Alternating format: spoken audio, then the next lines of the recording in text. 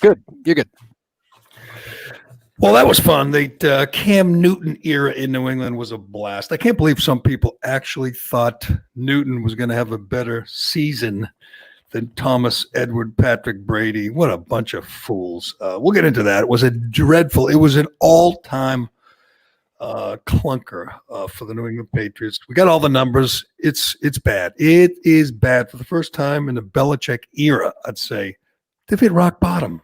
And Brady has not. We'll get into that. And I thought Donald Trump was a fool for sitting down with Leslie Stahl and 60 Minutes. I take it back. It was genius. I don't often say that about Trump in his interactions with the media, but he exposed Leslie for what she is, an absolute moron. It was a great move by DJT. Also, have you ever had done to you what Hunter Biden had done to him? I haven't. I know I haven't lived, but we'll go around the room, see if anybody has had an experience like Hunter had.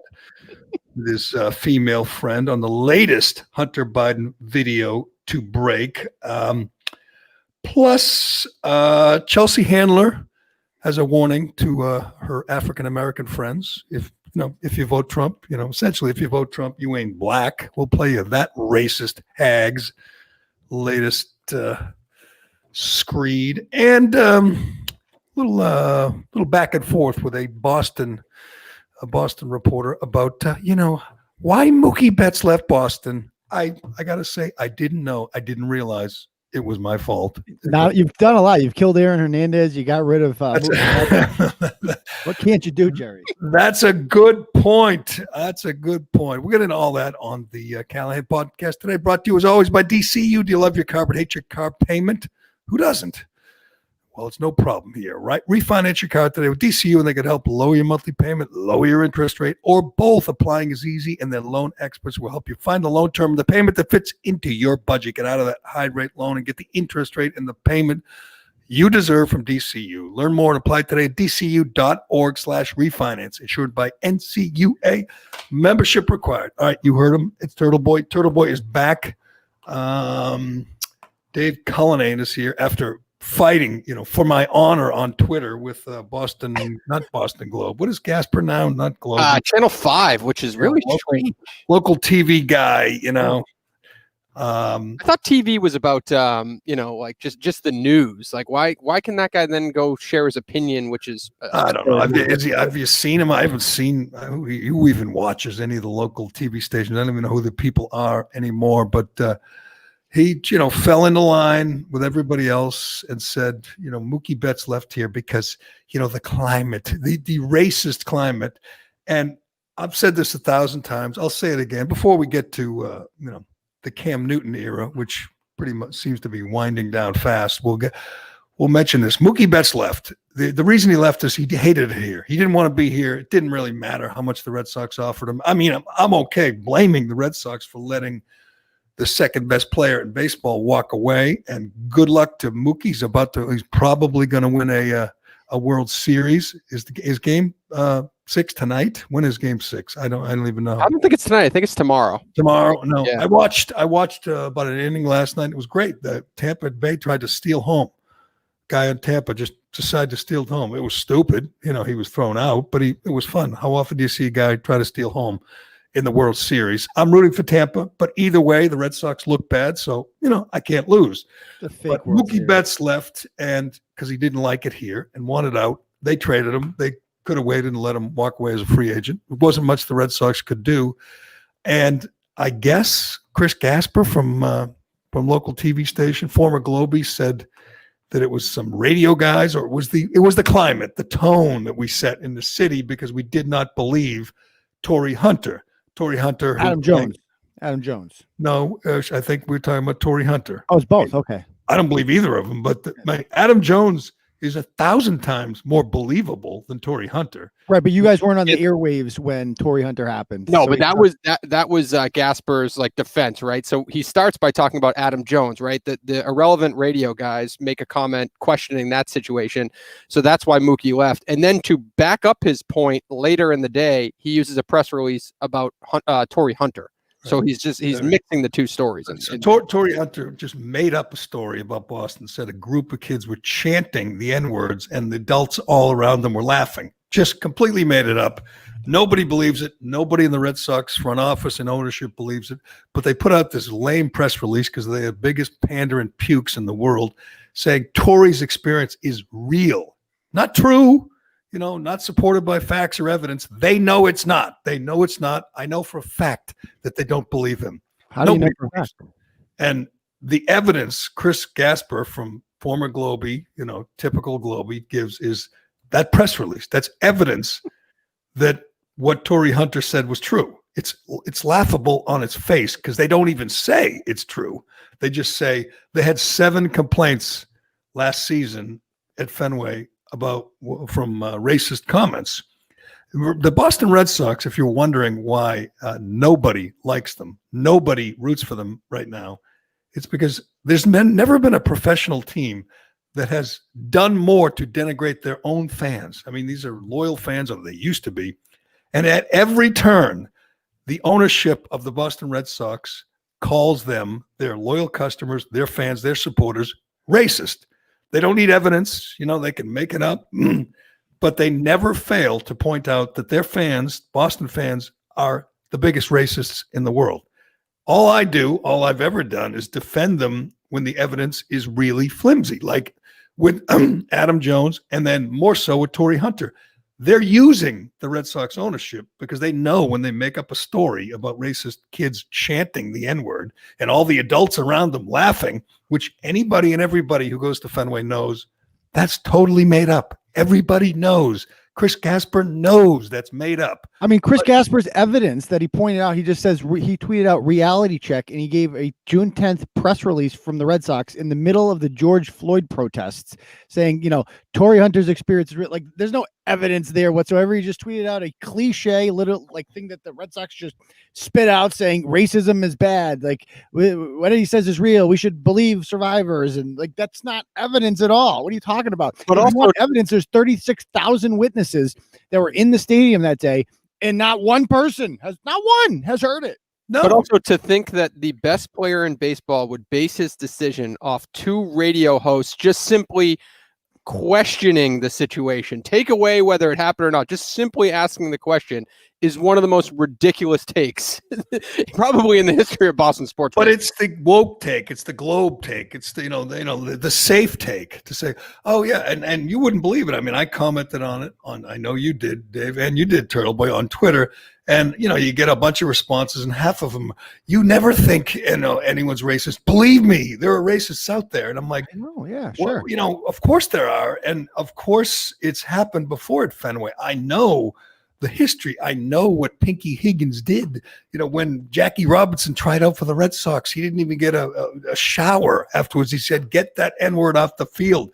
I know Tom Yawkey hired that guy. I know Tom Yawkey looked the other way when Don Fitzpatrick, his clubhouse attendant, was terrorizing young black boys, clubhouse kids. He was forcing himself on them. And I think Yawkey knew, and I think he looked the other way. There was real problems here. This story, this alleged thing that happened to Torrey Hunter, is 100% made up, and everyone knows it. And the response is, you're the problem. Can't you just admit they're a racist? Well, I thought we were talking about the specific incident. I hate that when people just dismiss it and say, "Oh, sure, they're racists." Of course, I mean, look at there was a racist the otother day in South Carolina. There was an incident. I mean, so look, of course it happened in Boston. I mean, did you say that when Jussie Smollett claimed that 2 MAGA hat wearing guys jumped them? Yes, they did say that, actually. Right. They all fell for it. Did Chris Gasper believe that? Of course he did. Of course he did. He's probably still got a tweet up. Kamala Harris still has a tweet up about it. She hasn't taken it down. And my favorite is, why would he lie? I'm like, what the heck? What world are you living in? He lies because Adam Jones lied, and the next day he got a standing ovation. And everybody in the country was like, poor Adam Jones. He lied because he was frustrated. He got peanuts thrown at him. Like they were probably being assholes to him. So he lied. Right. He embellished a little. And by the way, who won that little battle? Adam Jones against the Red Sox fans in center field. He was getting heckled, I have no doubt. And he he won that battle because he accused them of racism, and everyone bought into it and gave him a standing ovation and started saying how awful Boston is. That's the goal. If you're Tory Hunter, is to slander. Yeah, he won that battle. You have no doubt. You have no doubt, but you're making an educated guess. You're still guessing. You have no proof that he was being heckled. I'm not trying to I assume he was. That's the way it works. That's correct. So why? I just don't understand why it's wrong to question whether or not there was evidence of a situation. Not wrong. I don't get why people are called racist, because they're just asking questions about, well, why didn't anybody speak up? Why wasn't there camera footage? Why? Just ask the fucking question. Nobody's gonna get hurt over it. But apparently somebody got so hurt over it that they wouldn't accept millions of dollars. They felt the need. They had to leave town because they were so hurt over it, apparently, according to Chris Gall.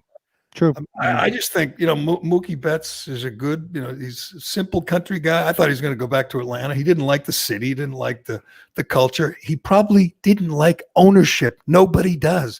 Yeah. He probably knew Sam Kennedy was a big phony. He probably knew that John Henry didn't give a damn about him.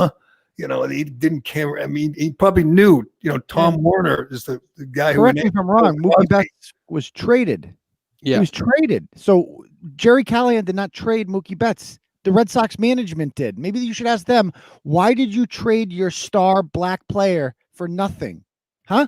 Right. Because you didn't want to pay him? You don't think a black man deserves to be paid fair market value? How come the Globe doesn't do that? Oh, right. Because the same people who own the Globe own the Red Sox, and they'll never be able to have that conflict. They traded their best black position player, their best black pitcher, and they said, those damn racists on talk radio, we got to do something about them, and not only did they denigrate their fans again, but they said that the radio, we on the morning radio were the problem, that they've gotten lots of complaints and they're not happy with the morning radio. Like that should matter. They shouldn't be happy. If anyone was, obviously you can't. They won. They'll never get criticized again by morning radio in Boston. They certainly won't, hear any questions about. Tory Hunter made this accusation on my old time slot, and no one pushed back. They said, "Oh, that's awful." You know what the next question was when he made up that story? What do you have to say to the skeptics? The next question is, why do people need evidence? That's that was a Danielle question. That was a Danielle question. Danielle, yeah. She said, I don't understand. Why do people need evidence? That to me is the ultimate proof that the Red Sox have won. They've destroyed the station. They have nothing but toadies and bootlickers on there now. Just that statement was made on Felger Maserati, right? And so what does that say, by the way, that on 98.5, they're basically saying that Mookie Betts wakes up every day and listens to the competitor of 98.5? I don't know, but Mookie's about to win a World Series. He's never looking back. The Red Sox, do they even have any black guys anymore? I didn't notice. I haven't watched the Red Sox game in a long time. I didn't watch it either. Nobody has any interest. They're dead as a product, as an entity. They are so dead, and it couldn't happen with a better bunch.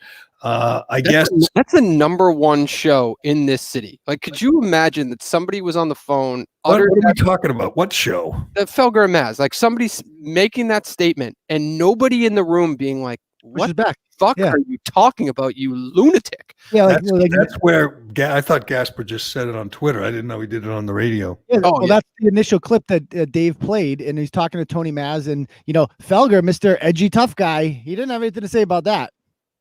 No, and we always give Jim Murray credit. He's just sitting there listening to that bullshit. I don't know. It's just crazy to me. I guess at the end of the day, nobody's going to push back. Nobody. Those days are over. Those people are gone. Nobody's ever going to push back. You can just say, "We will, Jerry."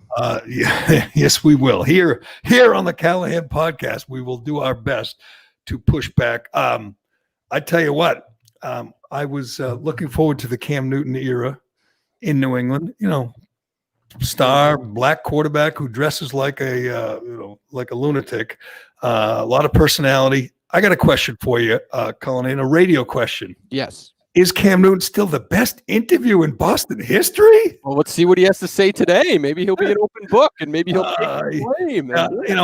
My prediction was, I'm guilty. I said he would play more games and win more games than Brady, because I thought a couple reasons. He had the best coach he's ever had in Belichick. Josh McDaniels is good, and he had a weak division, weaker than Brady.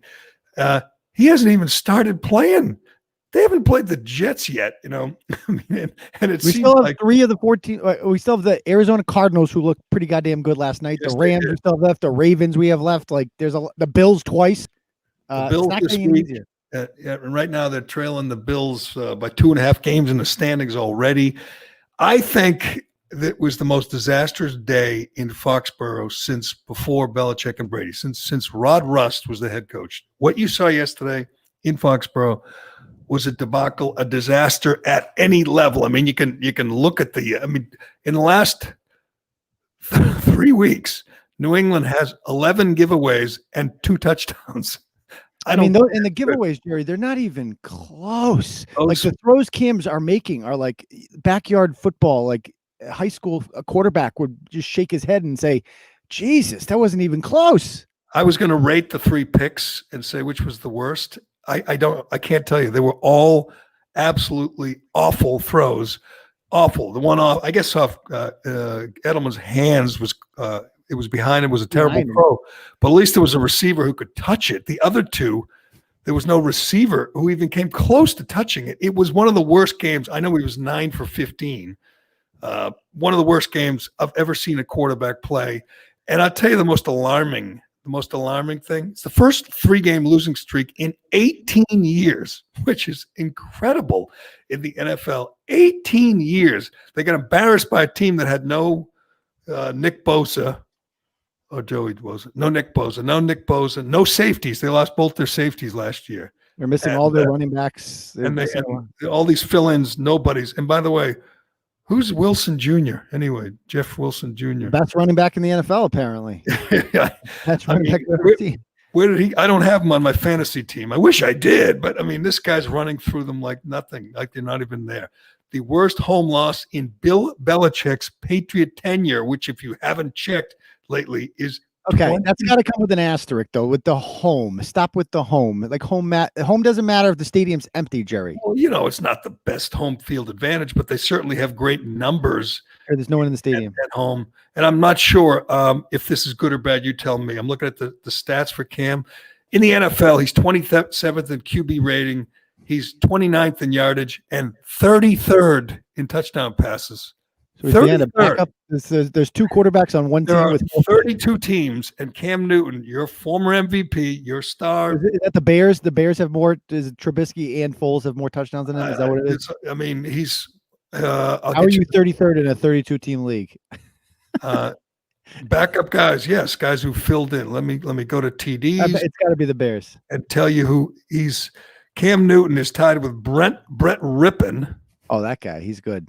He's a backup. Nick Mullins, he's a backup. He's trailing Sam Darnold. Jeff Driscoll has more touchdown passes. Sam Darnold's missed half the season. Dwayne Haskins has more touchdown passes. Dwayne Haskins hasn't played in weeks. And watch out because Andy Dalton's out. He's probably going to. Andy Dalton only has 1. Jarvis Landry has as many. He has only 1 touchdown passes. 1 touchdown pass. And Jared Stidham has 1. So it is a disaster. It's hard to believe it's the same guy who looked so damn good in Seattle in defeat, but he looked great. I'll tell you what's the most alarming thing. If you're a Patriot fan and you're watching this, there's 2 things I say all the time. I mean, we've seen some right now. The NFL, there's like 20 good quarterbacks. I mean, some are better than others. Obviously, Russell Wilson's amazing. Russell Wilson is leading Cam Newton in touchdown passes 22-2. 22-2. He's kind of good. Because I'm a stat guy, Turtle Boy, I did this for you. Russell Wilson's on a 57 touchdown pass pace. He's on pace for 57 touchdown passes. Cam Newton's on pace for 5.3. Ooh, that's not good. That is not good. 57 to 5 if this plays out, if they keep this pace up, but which they won't. Because I mean, the end of that Denver game, not enough. That throw that he threw on 4th down to N'Keal Harry, he was wide open, and he just didn't even come close to hitting him. Like, the guy can't throw. Obviously, he's a mobile quarterback. I thought he had a cannon. He's just not even close. It looks ridiculous when he throws. He ain't. It's not going to work. there's just so many good quarterbacks. I was looking at the list of obviously the stats, and the Patriots might have the worst quarterback situation. They're not going to get Trevor Lawrence. The Jets and the Jaguars, the Jets will probably get him, and they'll trade Sam Darnold, and they won't trade him to New England. But how about, can I ask who is available? What quarterbacks were available when they took Sony Michel in the first round of the draft 2 years ago? I don't know. We'll 2 years ago. We'll check that. I'd like to know what quarterbacks they passed up on for Sony Michel. I don't know, but if you want to sound like a real sports radio guy, just start ranting about how they took N'Keal Harry over DK Metcalf. Oh, first of all, what would DK Metcalf be on this team if Cam Newton's the quarterback? DK Metcalf would be N'Keal Harry. Probably right. I mean, N'Keal Harry. We don't know if N'Keal Harry's out yesterday. That's true. It's hard to do anything when you don't have a quarterback. But you look at all the guys like Kyler Murray last night. Just an amazing player who's going to be around for the next 15 years. And you got guys like Josh Allen with these, obviously Patrick Mahomes. You got veterans like Aaron Rodgers and Tom Brady who are time out. Guess who was taking one pick after Sony? I know where. Yep, my God. One pick. Mobile, fantastic. MVP. He's a mobile quarterback, MVP, fantastic. One pick, Lamar Jackson. Lamar Jackson went one pick after Sony Michel. Wow. That's the legacy of Bill Belichick right there. Is just when you just don't get. He blew off the draft, Jerry, so many years in a row, drafting punters and kickers and long snappers in the 5th round and trading away picks, and then all of a sudden he decides he's going to use a first-round pick, and what does he do? He picks a goddamn running back, which is the most plug-and-play position in the NFL. As the Niners showed, just take some guy. Whenever 4th round, 8th round, free agent, and if you give him a hole, he'll hit the hole, and he'll do it until he gets hurt. That's how it works. I say all the time, the running backs don't matter. Running games matter, but these guys are replaceable. What's his face? Who was on the cover of Sports Illustrated for the Patriots, who ran for 200 yards, and then the big fat guy from Notre Dame, Jonas Gray. Yeah, a week later he showed up late for a meeting, and you never saw him again. That was it. That's the end of it. There's literally nothing like running backs. There's only so much they can do. If the hole is not there, they're getting tackled. Period. There's literally, unless you're a Christian McCaffrey and you're going to catch 100 balls a year, or even like a James White, like he has a use to him because he's got a different dimension to his game. But if you're just a running back like Sony Michel and you just run the ball first round, and why the hell would Bill Belichick to do that except to show I'm smarter. I see something here that you guys don't see. Well, it turns out there was nothing to see there. He's just mediocre. I point out the stats suck. Cam Newton's stats are unbelievably bad, and the Patriots are going through the worst stretch they've gone through in the Belichick era. Was about 3 weeks ago, and there was a call to sign Cam Newton to a long-term deal because he's going to be a free agent. That is over. I mean, also to point out what a great interview he is and what a fancy sharp. Well, I think if he spent 50% of his time focusing on football instead of his wardrobe, we'd see a different Cam Newton. Good point. That'd be my take. Yeah. You believe that? You don't actually believe that. No, I don't fucking believe it. Do we have Jeff Garcia's rant? You can do that. When you lose, you dress like that, you open yourself up to criticism. You go into this game, 2 touchdowns, 4 interceptions. You throw 3 more interceptions? You get yanked in the second half. There's nothing good going your way. Why are you dressing like that to bring more attention to yourself? I'd be trying to ask the equipment managers, put me in your jock sock cart and sneak me in the back door, and I'll show up on the field and do the best that I can. Jeff, this sounds like you're speaking from too much experience here. Oh, shut up. This girl's hot, though. I want to keep watching. Is that NFL Network? What is Jeff Garcia on? I think he's on the local NBC Sports. That's Kamala Harris with him, fake laughing. She's a 10 though. She is. Yeah, I should have watched. I saw that, but I hate that fake laugh when a guy actually has a rant that's notable, that's actually interesting, and you say, "Oh, what do you really think?" Fake laugh. Shut up and let him. Shut up. Let him. You're not going to want to go through this list, Jerry, of the 2018 NFL draft. I would not recommend it. The defensive player of the year, Darius Leonard, was taking 5 picks afterwards too. You think he would be useful right now? I would say so. I'd take that Warner from San Francisco too. What a stud he is. But 3 weeks ago, he was the best interview. He was a really sharp dresser, and he was a guy they had to sign. It was a joke that Jared Stidham was even competing for the job. This was 2-3 weeks ago. Now, I think yesterday was significant. You've seen games where Brady was blown out in the last, not a lot, but over the last 19 years. The idea that you'd yank him in the third quarter, it doesn't happen. It didn't happen. I happen to be in the car. This is another notable thing that happened in this game.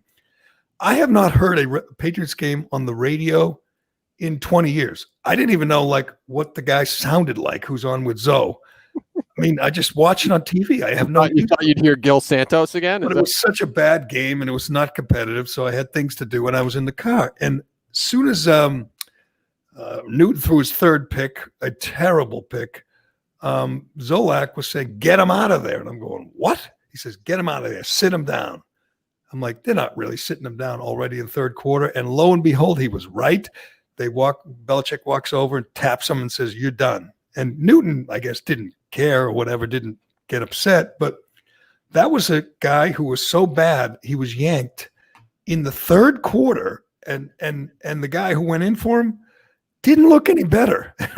They don't have, Stidham's not going to, come out and practice and just win the job.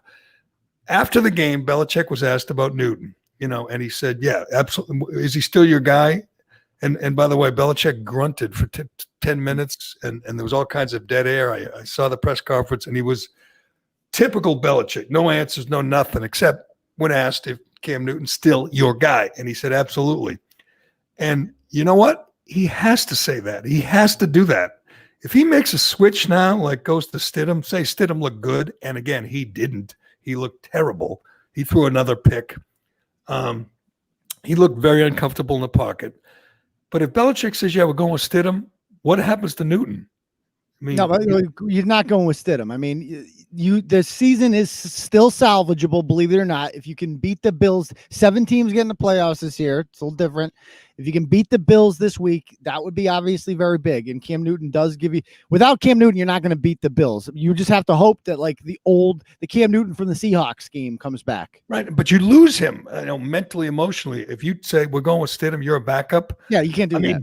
Newton doesn't even. I would imagine they would cut him before the end of the season. He's not going to say. That game was close yesterday, Jerry. If that was like a 9-6 game, and Newton had thrown 3 picks like that, they would not have pulled him. They pulled him because the game was not salvageable. But it was like pulling a pitcher who's getting shelled in a blowout. I mean, you'd pull him to save him from further embarrassment, from further picks. If you left him in there, you probably would have thrown. A little different because the pitcher that's throwing nothing, that has nothing left in the tank, is just going to get shelled. It's going to happen. Like Cam Newton could just suddenly give you a good play. No, there's something. But here's what and again, Stidham, you tell him you're back to being number 2. He's fine. He's not going to do anything differently. But you tell Cam Newton he's now number 2. He's gone mentally, emotionally. He's gone. You're done. You might as well cut him. That's the way I look at it. He's not going to be a content backup. But as we've said for 20 years with Brady, 2 things are required to be a good NFL quarterback, and Brady had them better than anyone ever, and it's accuracy and decision making. Obviously, mobility is not the most important thing. A strong arm, you don't have to be Josh Allen or Jeff George, but you have to be accurate. Jeff George. Go ahead. Yes. Go ahead. I know who Jeff George is. Well, he's the typical guy who had the great arm. And if only we had Jeff George, right? 2-cent head. But you see guys now like Josh Allen, Patrick Mahomes, Daniel Jones, guys who can throw it through a wall. Yeah. But Cam Newton was so bad in both those areas. He made terrible decisions. He has no pocket presence, and he's incredibly inaccurate. Belichick knew that and yanked him. But are you telling me that that's going to change? Like against the Bills this week, he's suddenly going to be accurate. He's going to make quick, smart decisions. He could. He did win. What's your prediction? You're the gambler here. No, But I'm saying it could. It's probably not going to happen, but it could. It cannot happen with Jared Stidham. It cannot happen. But I think happen with Cam. I'm not sure, and I think that's why Belichick, yanked him, and why he, looks a little worried because I'm not sure you flip a switch and Cam Newton is accurate and quick. Oh, probably not, but I it mean, could he's happen. really, when he runs the ball, obviously he's a threat. That little run pass option is their best option, but he looks terrible in the pocket. I mean, he hung in the pocket a couple times and you're going, it's collapsing around you, Cam. You know that, don't you? It was like watching a rookie who'd never been, seen NFL speed before. And I'm going to guess it looks even worse on film right now. They're looking at it and go, what the hell happened to this guy? Maybe it was the COVID. Maybe COVID. Yeah. I saw it on CNN. Oh, I saw the COVID is people making worse excuses than for that. Oh, he's coming down for a virus. He was never actually sick. You know that? Like he never actually That's what you think. That's what you think. No, it's what he's That's said. bullshit. You know what? They've said I got no He symptoms. ruined his lungs, his heart, his head, everything. He's destroyed. That was by far the most dejected Patriots moment I think I've ever seen. And I think that was a worse, like energy wise. Like Edelman looked more upset yesterday than a Super Bowl loss. It was insane. And it's an excuse, and you don't want to hear it today. But his weapons suck. Yep. There's no guys aren't getting open. But he's skipping balls. He's sailing balls. I mean, he's making terrible decisions. That second pick that he threw over the receiver who fell down, I think it was Bird, and they picked it off. I mean, was a terrible decision. He's the anti Brady, and he's making and terrible. what made it worse is while this was happening, Tom Brady was just slicing up the Raiders defense. Like it was the same guy.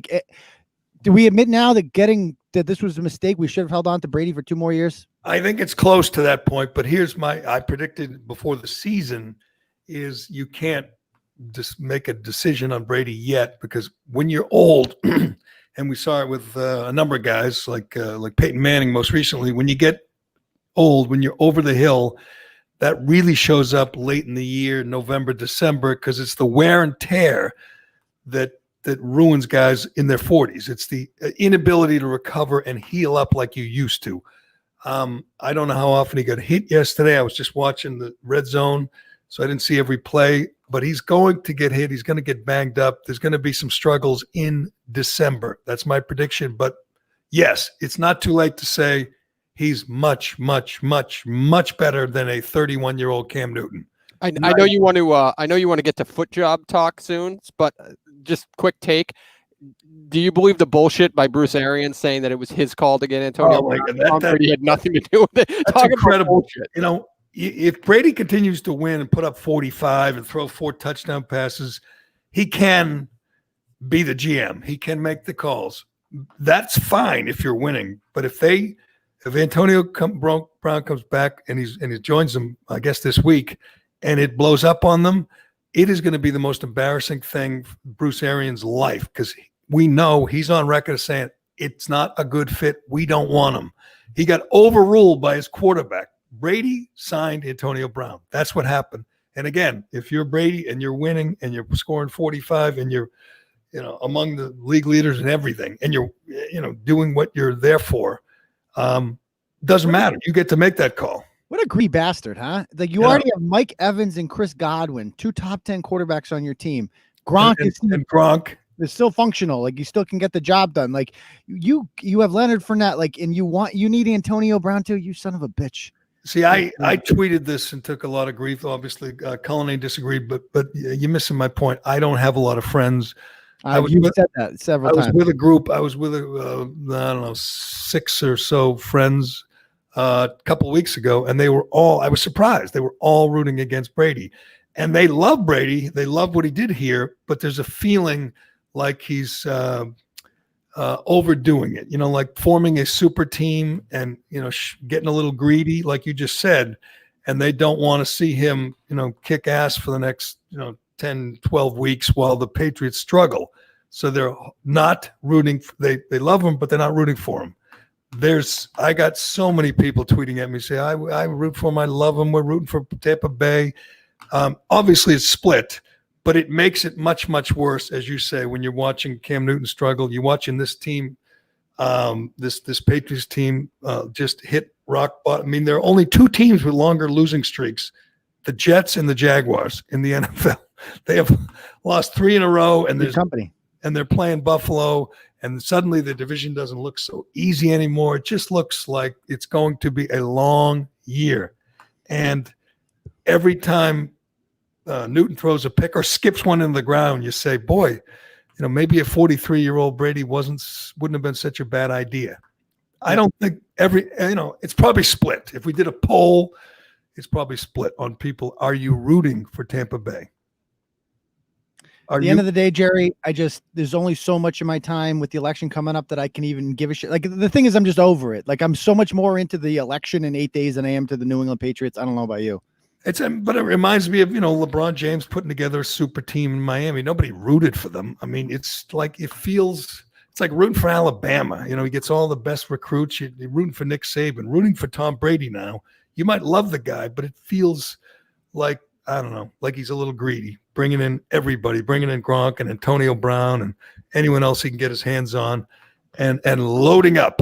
But it'll be fun to watch. So if he stays healthy and he's winning in December and he's winning in the playoffs and the Patriots are battling the Dolphins or battling the Jets. What if the Jets start winning? Yeah, that's a big what if. They're not going to start winning. They suck. They're so bad. Luckily, we have the Jets. They suck. So I take it, Cullinane, that you're rooting for Tom Brady. I am definitely rooting for Tom Brady. I don't. I got nothing else to root for. I don't expect anything out of the Patriots. I might as well go there. New York next year, Jerry. You're going to root for Antonio Brown? He's such a punk. He's such an asshole. He does suck. Like, of all people to get like the third, fourth, fifth chance, Antonio Brown, for Christ's sake, it's just good, man. Awful. What are you going to say? Yeah. By the way, if you're Mike Evans or Godwin, are you happy about that? Or Miller? No, that's what I'm saying. Like, we're not enough for you.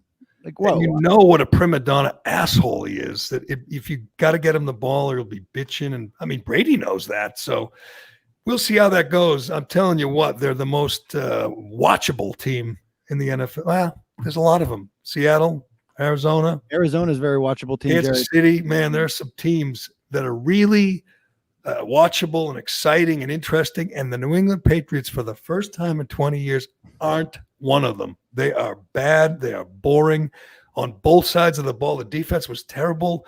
I mean, how easy was it for San Fran to run the ball down their throats? It was their linebacking core stinks right now.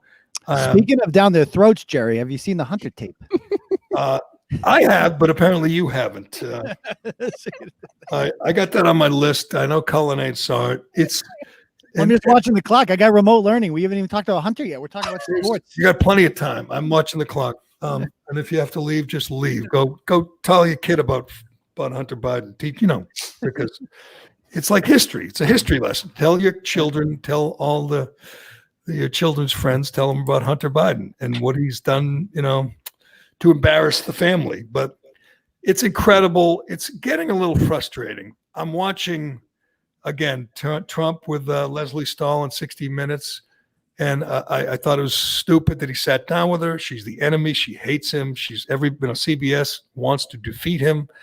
I know he gets enamored of big names and New York Times and, big 60 Minutes. So he sits down, but he did it right this time. He called her out. He recorded it, videotaped it himself, and released the video before 60 Minutes, pissed off 60 Minutes. It was a very Trumpian move. I'm not sure whose idea it was, but it was a great idea. But before we get to Hunter, Leslie Stahl, we said 2 weeks ago that in most walks of life, you have to retire when you're like 80. You get to be a Supreme Court justice. You get to be one of the most important people, influential people in the world when you're 87, or you get to be a congresswoman like Dianna Feinstein or Chuck Grassley when you're 87. You can't even teach school at like 65. You can't be a fireman. You can't be a janitor. I mean, most public employees have to retire, right? Yes, they do. Well, not only can you be a Supreme Court justice or a congresswoman when you're old and senile, but you can be a 60 Minutes correspondent, because Leslie Stahl, I'm sorry, her best days are behind her. This exposed her, which again, I commend Trump. I exposed her. She was so ill-informed. She was so unprepared.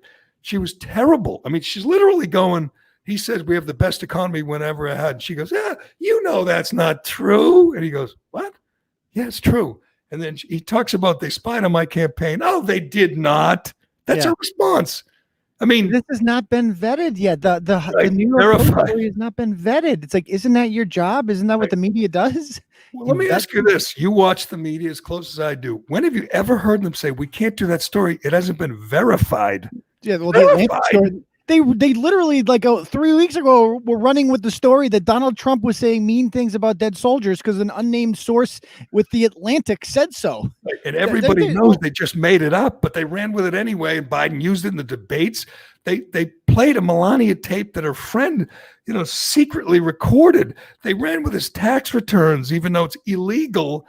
Anything and everything to hurt Trump. It's going to be great in 8 days. I'm telling you, people, listen, guys, don't get Donald Trump is going to win re-election. He's going to win it by around the same margin that he won 2 years ago. They might not call it on election night. He's going to win re-election. Like, don't let any of this stuff get to you. It's all just mental. They are out in full force. The voters, the people that actually matter that are going to determine this election, they're voting for Donald Trump. It's going to happen again. I'm worried because I realize the numbers are very similar. I realize there's no enthusiasm for Sleepy Joe and even less for Kamala. By the way, Kamala is in 8 days might be essentially elected president. She has yet to do a press conference. She has yet to answer questions from the media, except, these prepackaged things like 60 Minutes, who are obviously part of her campaign team, and the cast of Avengers. She's yet to take a question from a neutral, reporter or someone from Fox News. But anyway, Trump let Leslie Stahl embarrass herself. She's 79 years old. It's time to go. Give it up, Leslie. She's. I didn't even know that she's from Swampscott, Mass. Did you know? Really? I did not know that. I know that, but she embarrassed Swampscott. Everyone from Dave Portnoy, everyone from Swampscott. Charlie Baker should be embarrassed because they literally put her out there, and she did no homework, no prep. She was awful, and he wasn't so bad. He appeared, he was serious, he was combative. I liked it. And as usual, Pence was excellent and Biden was terrible. But here's what they asked Biden. This thing they're saying about Hunter on his laptop, do you think that's Russian collusion, Russian disinformation? Oh, yeah, it's typical. Yeah. They allow Biden to run with this absolute fairy tale that it's Russian disinformation. They allow him to do it instead of saying, explain that to us. How did the Russians get in your son's laptop? You absolute lying piece of... It's the most ridiculous thing I've ever seen, that the media has decided that the best way to defend their guy, Joe Biden, and make the story go away is say the Russians did it. The Russians? It works with their base, Jerry. They love it. Like, Jerry, okay, then their base are morons. We agree. Jerry, they convinced people that Tulsi Gabbard was a Russian spy. The second she questioned Queen Kamala, you don't do that in the party. Anybody who gets in the way is Russian because it sells, it works. It's for their people, Right. Okay, now let's just establish a couple facts, and then we'll get to Hunter's latest performance. It's not Russian disinformation. It is verified. It's his computer. He signed for it. He tried to get it back. The owner of the repair shop said it was his. Obviously, we've seen the pictures, the video, everything else. And it is proof that the sitting vice president was taking money, was selling influence to our enemies in communist China. That has been proven. It hasn't been verified or it's debatable. It's on there. H was sending money or taking money for the big guy. Tony Bobulinski corroborated the obvious fact that the big guy is Joe Biden. The big guy has mansions all over Delaware. We now know how he takes money from our enemies. He probably has taken millions more than we know about, but we've certainly confirmed that this guy that 65 million people are going to vote for is taking money from our enemies and selling influence and selling access to the White House. That has been established. I don't care what Leslie Stahl or whatever that other Jess, whatever her name is, the other one from 60 Minutes says. I don't care what the mainstream media says. If you look at the facts, if you look at the emails, if you listen to Bobulinski, it's obvious. It's obvious how this scheme, how this pay-to-play scheme worked. All right, that's not debatable anymore. I realize, you're not allowed to bring it up in the debates, and the debates are over. And I realize Joe Biden, if you ask him a question other than what flavor ice cream you got, he'll walk away. But anyone who's paying attention knows that's been established, and millions of people are going to vote for him anyway. That is an amazing development. Jared, nobody's going to Biden rallies. It's so pathetic. Isn't it unbelievable? It's all just made up nonsense from the media. Like this, they want you to believe it's all part of talk about disinformation. Their entire thing with Biden making you seem like Trump is unloved and hated. That's disinformation. Trump is well liked by a lot of people in this country. People are enthusiastic about Donald Trump. How about the rallies? He does this huge rally in New Hampshire. He stops in this town in Maine, which I've never heard of, up by Bangor, some small town, 2,800 people in this town in Maine. And out of nowhere, there was no plan. They just whipped it up like that day. Out of nowhere, like 10,000 people in rural Maine show up. Joe Biden does a rally like in Philadelphia and gets 27 people. There's zero enthusiasm for Joe Biden. We had a bigger rally for Kirk Minahan in Sherborne Center than Joe Biden has had this entire campaign. And Kamala's are even worse. Hell, Barack Obama's was no one went to Barack Obama's rally for Joe Biden. The enthusiasm gap has never been wider. It's like, the gap between the friggin', the 49ers and the Patriots yesterday. This massive gap. But all right, I want to get to the latest tape since you haven't seen it and you have some remote learning to do. But first, let me tell you about Shea Concrete. Let me tell you what Shea Concrete can do for you. They can build you a building, Turtle Boy. They can build you a building. You can have your own little concrete office out back. What do you think of that? Do I have to pay rent? No, you buy the building. They build it for you. They custom. So I get the Monica Cannon Grant treatment. Yes, it's a good. Nice of them. Okay. You can keep your hostages in there if you want. Sounds good to me. So the tape break, you got to look in the right places. The cover up is in full form, high gear. The cover up to save Joe Biden from this embarrassment and this revelation that he is totally compromised, totally corrupt. We've learned that now. And the way to dismiss it, one way is say, oh, that's personal. That's about his kids. That's about his son. That's, they're going through a tough time. I understand that's how the media is going to handle it. They don't want to know. But you and I, we're, voyeurs. We're curious. Oh, you're a voyeur. This doesn't, I guess, reflect on the former vice president, although he was enabling him. Let's face it, when your son is a crack addict and a whore chaser, and you're getting him and you're facilitating these deals where you get millions, tens of millions of dollars, you're kind of enabling him, wouldn't you say? Yeah, but do we really? I mean, our guy is Donald Trump. Let's not forget that. Okay, show me the tape where Donald Trump Jr., Eric Trump's getting. I mean, he did pay to have sex with a porn star. We don't dispute that, right? All right. Well, anyway, we now know the pay for play. We shouldn't go there, yeah.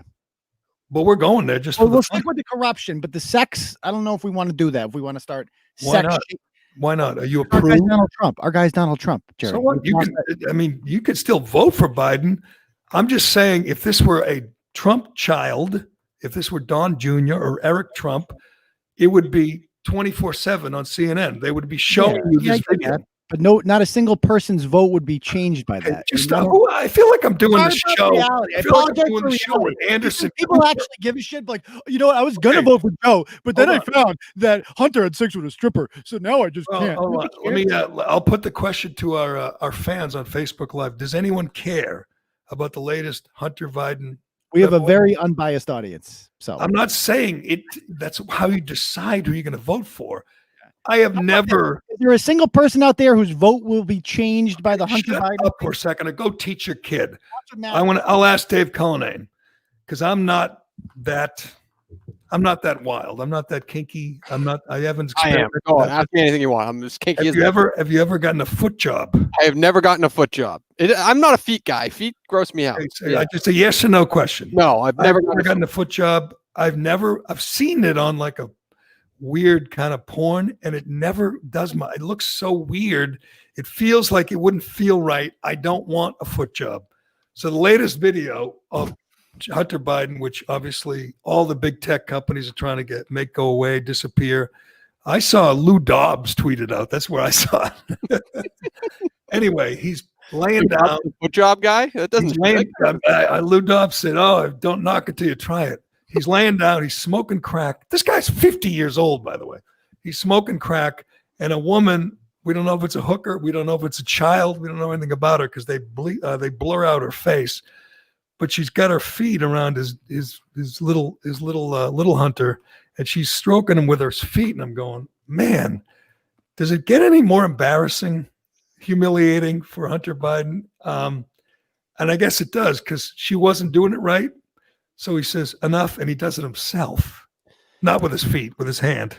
I would say I agree with Turtle Boy, but the extent that does his addictions and his habit, does that lead to then giving compromising information to the wrong people? I think it's losing. It's not good when you just like start slut shaming Hunt. You know what I mean? It's like that's not going to help us. How's that going to help us win? I think I got my answer. You're into foot jobs, aren't you? Turtle Boy? So what? So what if I am? You got a problem with that?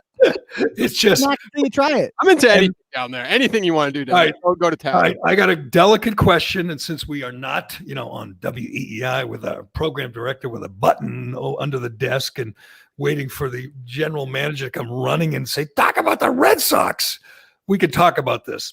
OAN, a One American Network, reported, and I mean they reported it as fact, that there's an underage girl on Hunter's video, on his computer, video of her in a compromising position, which is pretty bad. She's 14. It's his niece. Ooh, they're reporting his niece is on this computer in a suggestive position. His niece, who yesterday went to church with her grandfather, Joe, that girl, who maybe she's 15 now, I don't know, but OAN's reporting she was 14. Will that see the light of day? That's kind of disturbing. Right. Yeah. I'm sure people are going to take OAN real seriously, Jerry. I'm sure CNN's going to have that. So now we're OAN shaming. I'm not, but I'm just being realistic. Like nobody's going to cover that. I mean, I know OAN is not. There's 8 days to the election, and you're just grappling onto these losing issues. There's so many good winning issues out there, like opening schools. That is the most winning issue that there is. Like, and you're talking about Hunter Biden's sex tape. Every single day for at least, I'm going to say 3 months, we've talked about opening schools. You're saying that a candidate's the favorite to be the next president, his granddaughter might be on video with his son in a compromising position. And Turtle Boy's answer is, "Oh, who cares? Can we just get back? It's not. Get it. He has a crackhead son. Change.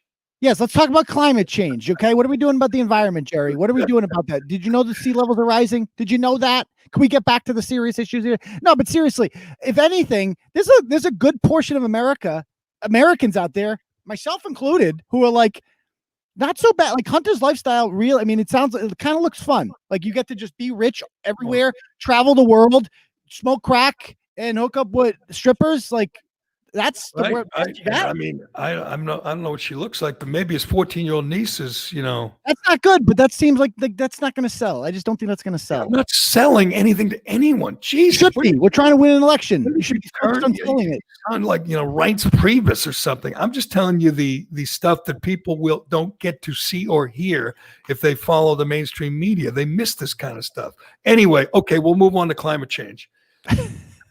We'll move on to climate change. Here's what I want to talk about, Turtle Boy, before you move on here to go teach.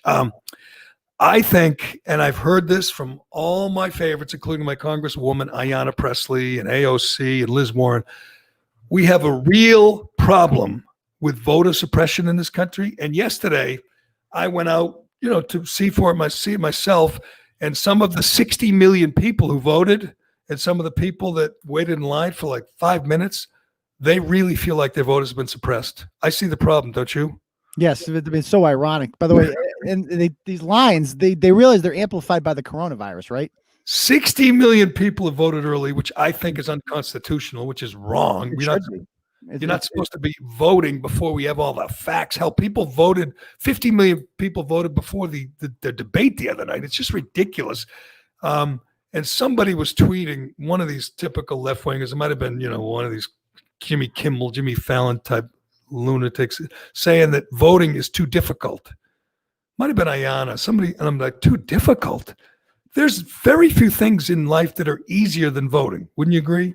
Well, they'll say because you have to wait in line, and I'd like to point out that like Donald Trump does not run your local polling station. That is all these polling stations are locally run. Talk to the people who run them, and they're always happening. You never hear about like there's huge lines in these red districts. It's always in blue districts. Maybe that's because they're run inefficiently because Democrats are in charge. Because Democrats run everything inefficiently. It's very true.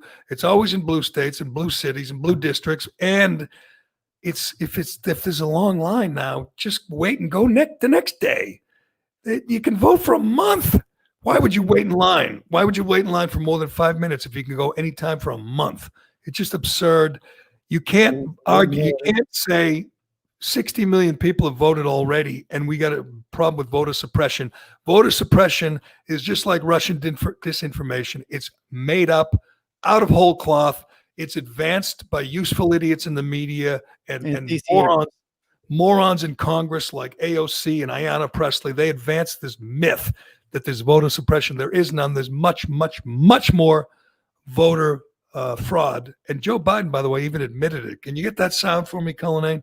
The other day when he came out and said, we have the most, the operation, we have the best operation for voter fraud. He confessed. Got it right here for you. Here you go. Secondly, Listen to we're in a situation where we have put together, and you guys did it for our the President Obama's administration before this. We have put together, I think, the most extensive and inclusive voter fraud organization in the history of American politics. All right, that's Joe Biden being honest for once. That's Biden saying they have the most sophisticated and extensive voter fraud operation. That is true. We know that. Oh, by the way, you got to get his thing. I just tweeted out last night. This is embarrassing that this is possibly our next president. He can't put a sentence together. I realize he's, they coached him up and he made it through the debate. He got his ass kicked in the debate, but he made it through. But yesterday he says, you don't want 4 more years of George. He was talking about Trump, but it just came out. Can we hear this one, Cullinane? Yeah. Tell me where this came from. And it's just bizarre. This is the most consequential, not because I'm running, but because who I'm running against. This is the most consequential election in a long, long, long time. And the character of the country, in my view, is literally on the ballot. What kind of country we're going to be? 4 more years of George. He is going to find ourselves in a position where, if Trump gets elected, we're going to be in a different world. 4 more years of George. Yeah, 4 more years. We're going to be a different world. No. What's he talking about? Washington? Maybe that was the first president he voted for. I don't know. I mean, there hasn't been a George in quite a while now, you'd say, right? I mean, it's not a very popular name at all. 4 more years of George. Oh. And by the way, if you look, they all own pizza shops. Every George I know owns a video. Look at the video. She's sitting with him, Jill Biden, that awful woman, Jill Biden, who's forcing her poor afflicted husband to go through this. She's whispering, Trump, Trump. And that's why he says Trump after the next sentence, because she's going, Trump, George. I mean, Joe, Trump. At least he came out and said it, that like, you're not really voting for me. You're voting against Donald Trump. And what I hate most about Biden, what I'm most offended by, is his team, how they try to make him seem cool. Like they try to make the mask look cool. He comes out to like rock and roll music, like, oh, badass Biden, and you see him walking like he can barely put like one foot in front of the other. He walks old. He's not cool. He hasn't ever tweeted. He probably has no idea how to use Twitter. And whoever the hell's running that, it ain't him. At least Donald Trump, it's freaking him at 3 in the morning. No, his Twitter's a bunch of fortune cookie slogans, and we have to embrace the light over the darkness and just silly bromides. And you're right. I saw him walk on stage for the debate, and I said, the more he walks, the better it is for Trump, because he has an old man gait. He walks like he can barely move. You can feel the arthritis every time he moves. It's a lot of work for him to take the mask off. 6 months. Would you the over under? I'll say the over under on 8 months before it is President Kamala and the dream of the radical left of the.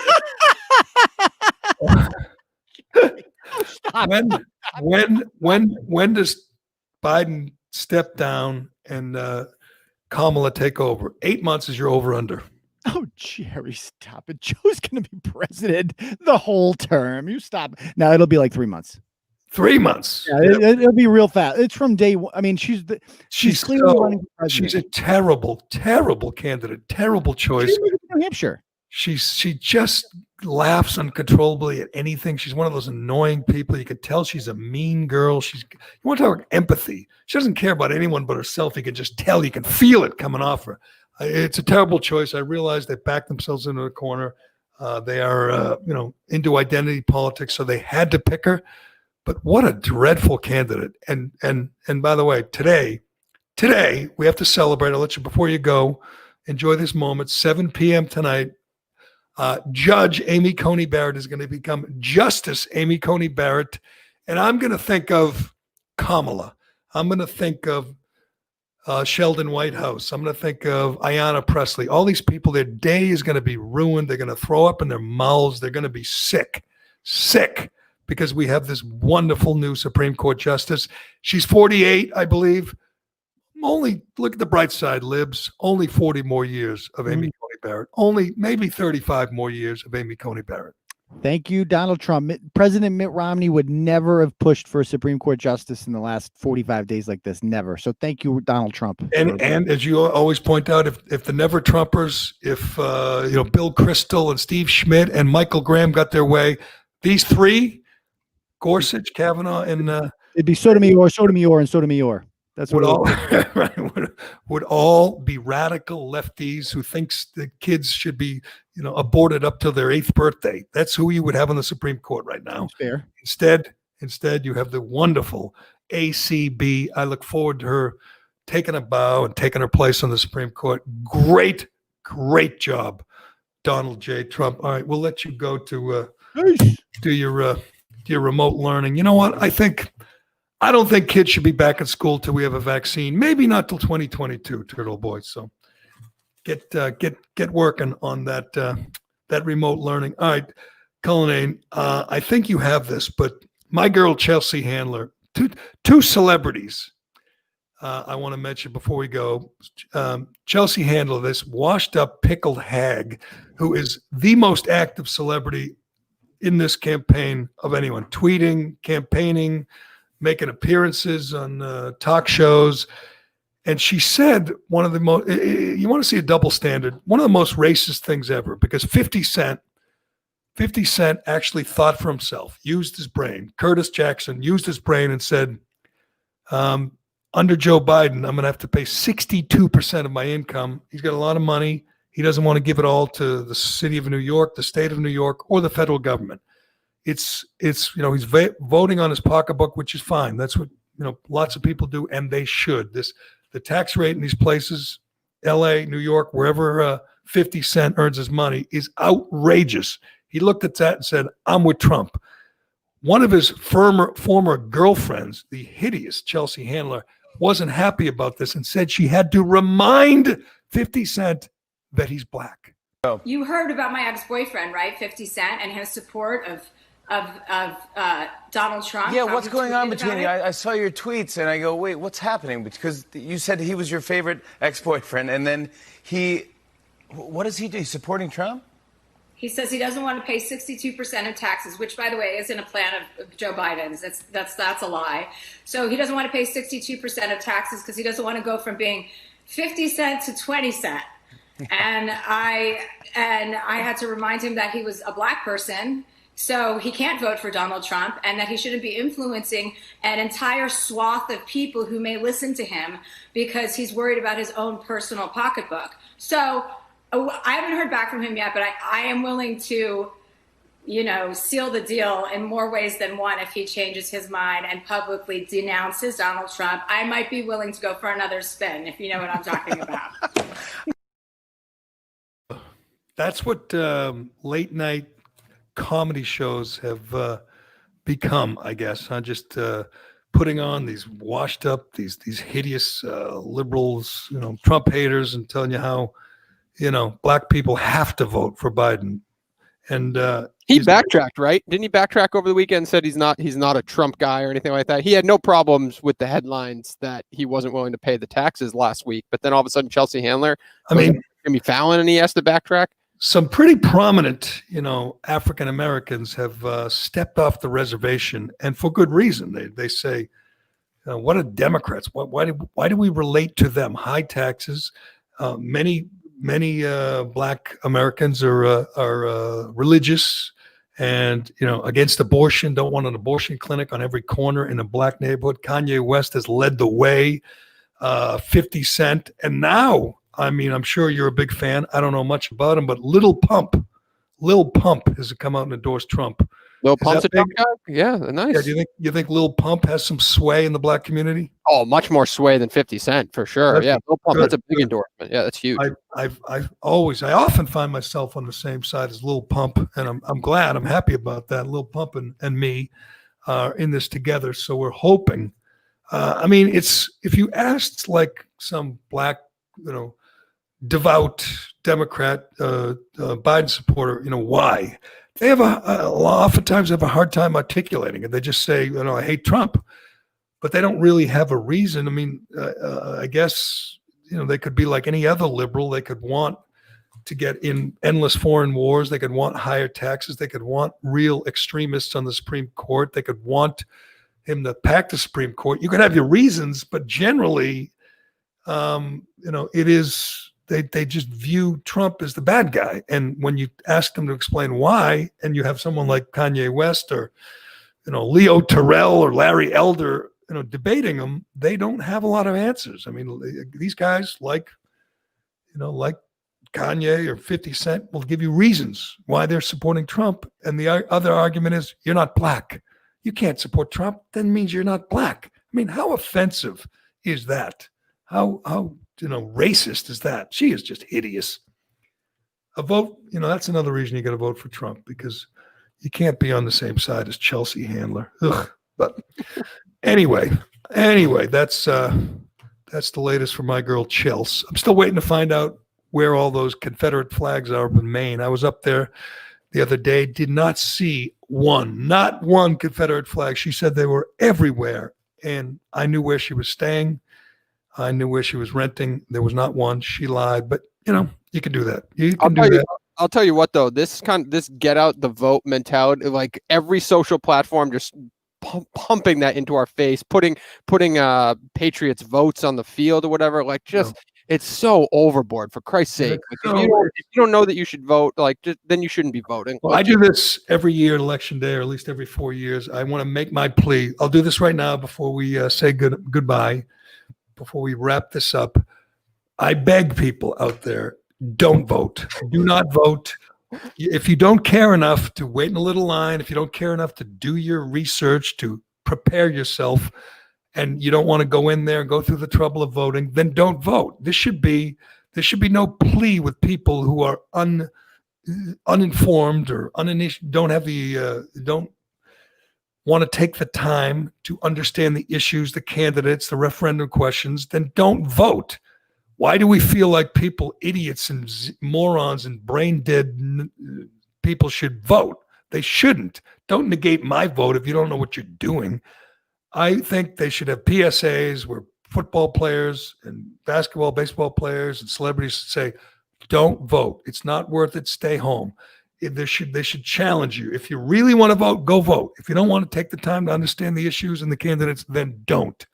I love this idea that it's American to be an uninformed idiot and go out and vote. So you legit can't do anything on your phone until you say yes or X out of something to do with voting. Like, you log into Instagram, it's the first thing, and you have to X out of this shit. It's so obnoxious. And they know, it's a kind of a subtle way to support the Democrat, because they know people that don't know anything about the issues, just idiots, will go out there and vote for the Democrat. When they say, get out and vote, everybody, get out and vote. The NBA had the big vote to push to vote, get out and vote, with all the players and coaches. And then we found out 20% of the NBA players are registered. 20%. 80% of the NBA players didn't even take the time to register, let alone vote. I say, stay home, guys. Don't bother. It's not worth it. don't vote. What's Biden's schedule this week? Like leading to election day? What's his? It is amazing. Can you imagine if Donald Trump took a week off and just called a lid and said, I'm good. I'm staying home. I mean, Trump is everywhere, all over the country. He's not here, and I'm pissed off about it. So if he doesn't make his first appearance on the Jerry Callahan podcast before election day, I will not be voting for him, and I will endorse everybody on the who listens to this podcast. Why don't you reach out to our guy Tim Murtaugh, the campaign spokesman? I'm closer than that. I'm way closer than that. I was surprised. They dick me around, and I'm not happy about it. I was surprised he took time to go to Maine. That's only one delegate, or New Hampshire. That doesn't look like it's winnable right now, but he took the time. I mean, he is grinding for the last 8 days while Joe Biden is hiding. I can't imagine supporting a guy who A, can't put a cogent thought together, and B, is the laziest candidate I've ever seen run for any office. I mean, you don't have any events planned, no rallies, nothing for the final week. That is a guy who's just hiding and sitting on his lead and hoping that people out there have enough animosity, enough hate toward Trump to pull the lever for him. But what a dreadful, awful, lazy candidate he is. But anyway, we will get back to that tomorrow and for the next 8 days, 8 days away from the biggest election of our lives. It's hard to believe this. Joe Biden has lasted longer than Cam Newton. I thought Cam Newton would at least get us through the election, but the Cam Newton era appears to be winding down in New England, which is remarkable. It is. I thought, it would be a fun season. If not the Super Bowl season, it would be a fun season watching him play quarterback for Belichick.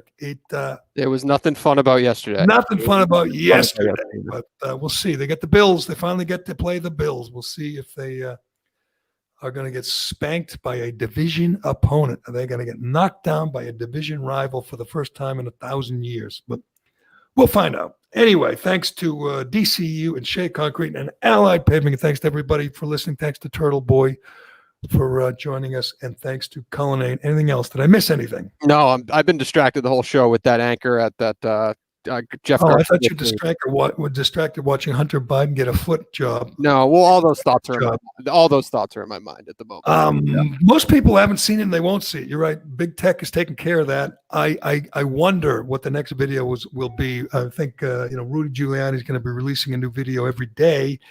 I'm not sure how we can get a lot more embarrassing than getting a foot job while smoking crack. But did you watch? Actually, before we go, did you watch Borat? What'd you think? Did you see it yet or no? No, I'm not going to see it. Yeah, how do you see it anyways? On pay-per-view? Where is it? On Amazon Prime. It's free if you have Amazon Prime. So it wasn't. I don't know. It was one of those like background movies. It was very predictable. Wasn't as funny, but there were some laughs. And if he was great, but he's turned into another political hack. By the way, I saw the Rudy scene. I'm going to say this. I'll sum it up for you. It's not humiliating. He's definitely tucking his shirt in. She's not underage. He's not married. They don't do anything inappropriate, and it's not funny. No. Other than that, great job, Borat. Great scene, Sasha. Yeah. Baron Cohen. It was strange though. Didn't you think it was kind of uncomfortable? Like it was very strange, but it didn't accomplish what he wanted to accomplish. Right. I mean, he wanted him to make the moves on her. But even if he did, he's not married and she's not underage. So why is it supposed to be so noteworthy? I don't really get it. I agree. That was a letdown. I mean, he was hoping Rudy would step in it. I'm sorry, he didn't. So, I'm sure, I watched Saturday Night Live. They had a blast with it. They didn't mention Hunter, but they had a blast with Rudy. It didn't work, Borat. I'm sorry, it didn't work. But anyway, I'll check it out one of these days. One of these days, I'll check it out and I'll have my full review. But anyway, all right, good job. Thank you, Cullinane, and thanks to everybody for listening and to checking us out on Facebook Live. You can go on Apple and give us a rating, give us a review. Apple will probably delete them, but do it anyway. I appreciate it. I'm Jerry Callahan. This is the Callahan Podcast, and we will talk to you again tomorrow.